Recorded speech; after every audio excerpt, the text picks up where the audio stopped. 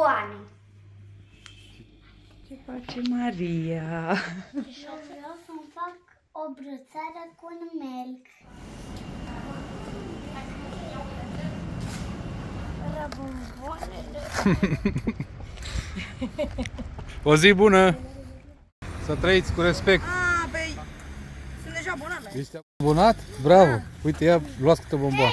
Salut și bine v-am găsit la un nou vlog! Și astăzi, pentru că noi nu sărbătorim Halloween-ul, noi am inventat o sărbătoare. YouTube Trick! Ziua YouTube-ului. Ziua YouTube-ului, așa că o să mergem să luăm bomboane. Și ce facem cu ele? Cine se abonează la canalul nostru primește o bomboană.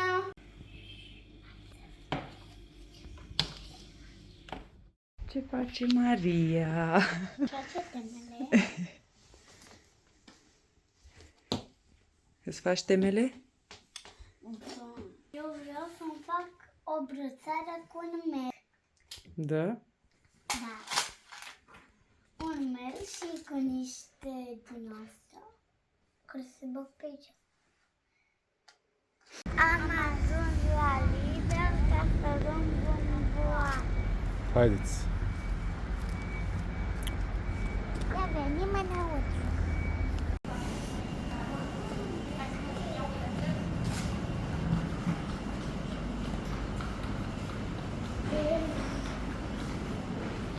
Se frigă, Ana?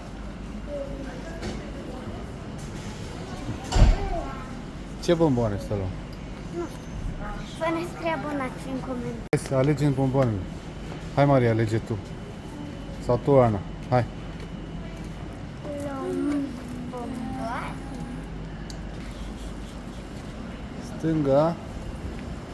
Stânga. Ai uitat care e stânga?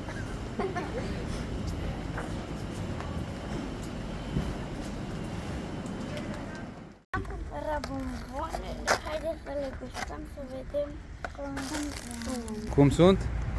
Bună. Ana? Cum e, Ana? Bună.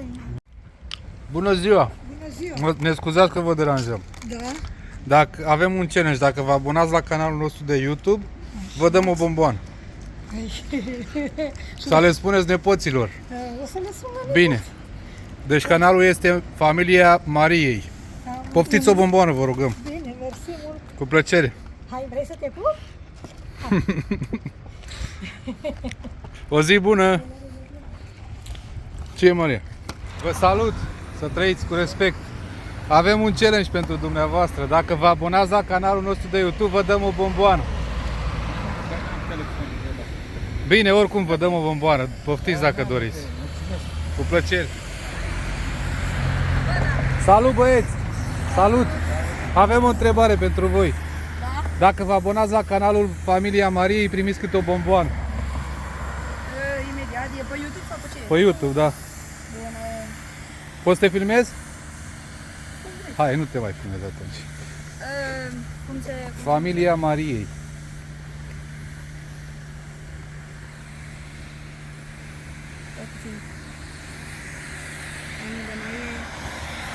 Ia să văd. Păi, sunt deja abonat la el. Ești abonat? Bravo! Uite, ia, luați bomboan. Ia și tu. Mulțumim frumos! Salut!